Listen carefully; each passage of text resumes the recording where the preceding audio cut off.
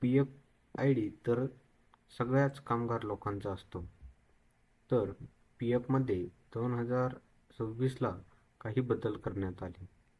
हे बदल नेमकी काय आहे ते आपण या व्हिडिओमध्ये संपूर्ण जाणून घेऊया. सगळ्यात मोठा बदल हा पी एफमध्ये 3.0 हे व्हर्जन त्यांनी चालू केलेले आहे. डिजिटल व AI आधारित प्रणाली यामध्ये वापरण्यात आली आहे. जलद सेवा व सोपी प्रक्रिया. आधी पी एफ विड्रॉसाठी तुम्हाला खूप मोठी प्रक्रिया करावी लागत होती. आता ज्यांची KYC पूर्ण झाली आहे त्या लोकांना पी एफ विड्रॉसाठी 3.0 हे आता व्हर्जन नवीन काढलेलं आहे. आता UPI द्वारे पी एफ विड्रॉल होणार. UPI वापरून पी एफ पैसे काढणे अतिशय सुलभ आणि सोपे करण्यात आले आहे. वेळ आणि कागदपत्राची बचत यामध्ये सोपी केलेली आहे.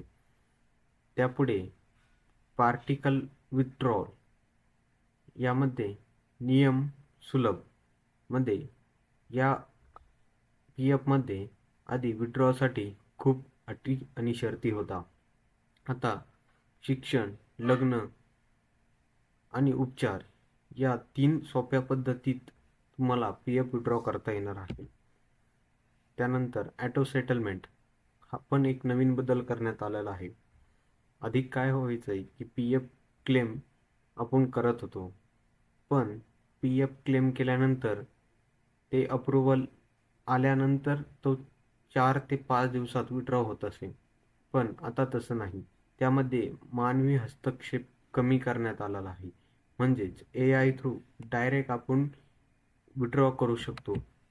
कमी दिवसात त्याची विड्रॉ आपल्याला अकाउंटला होऊन जाईल.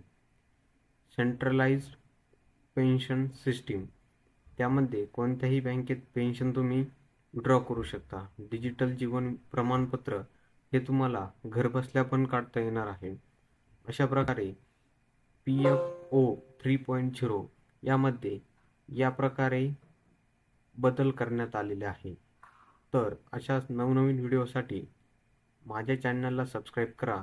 बेल आयकनची घंटी दाबायला विसरू नका, जेणेकरून तुम्हाला PF संदर्भात संपूर्ण माहिती तुम्हाला घरबसल्या भेटणार. आता इथून पुढचा जो व्हिडिओ येईल त्यामध्ये आपण PFची विड्रॉल कशी होणार याबद्दल देणार आहोत. त्यामुळे चॅनलला सबस्क्राईब करायला विसरू नका. धन्यवाद.